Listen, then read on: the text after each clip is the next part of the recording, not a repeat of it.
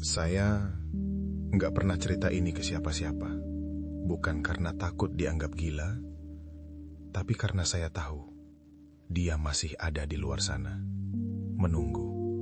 Dan saya tahu dia bukan apa yang orang-orang pikirkan. Waktu itu tahun 2022, di sebuah perumahan tua di pinggiran Depok. Saya sering pulang lembur, sekitar jam 1 pagi. Suasananya biasa saja. Sepi, lampu jalan yang redup, dan suara pagar besi yang sesekali berderit. Rutinitas yang membosankan. Sampai akhirnya, saya mulai sadar, ada yang gak beres dengan rumah kosong di ujung gang itu. Awalnya, saya cuma lihat bayangan putih di balik jendela lantai 2. Saya pikir itu cuma kain atau gorden. Tapi, malam berikutnya, bayangan itu ada di teras, berdiri diam. Rambutnya panjang, bajunya putih kusam. Tetangga-tetangga mulai berbisik kalau itu kuntilanak.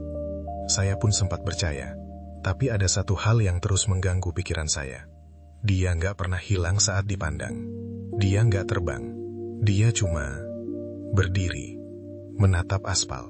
Suatu malam, motor saya mogok tepat di depan rumah itu. Keadaan sunyi sekali. Begitu sunyi sampai saya bisa mendengar suara napas yang berat. Bukan suara hantu yang melengking seperti di film, tapi suara paru-paru manusia yang sedang sesak. Saya memberanikan diri menoleh. Dia ada di sana. Hanya 3 meter dari saya. Saya melihat kakinya. Dia tidak melayang. Dia memakai sandal jepit yang sudah sangat tipis dan kotor. Di tangannya, dia menggenggam sesuatu yang berkilau terkena lampu jalan. Sebuah pisau dapur yang sudah karatan. Dia bukan setan. Dia manusia. Dan yang paling mengerikan adalah tatapannya. Kosong. Tapi sangat sadar. Besoknya, saya melihat tetangga sebelah rumah kosong itu keluar dan meletakkan sebungkus nasi di bawah pintu pagar rumah tua tersebut. Tanpa bicara, tanpa ekspresi. Seolah-olah sedang memberi makan peliharaan yang berbahaya. Saya baru sadar.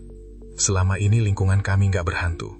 Kami cuma tinggal berdampingan dengan amarah yang sengaja dikurung. Sesuatu yang sengaja dipelihara untuk tetap lapar. Sekarang saya sudah pindah.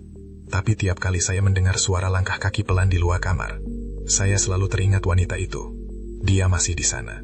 Dan yang membuat saya tidak bisa tidur adalah kenyataan bahwa dia tahu saya adalah satu-satunya orang yang melihat dia sebagai manusia, bukan sebagai hantu.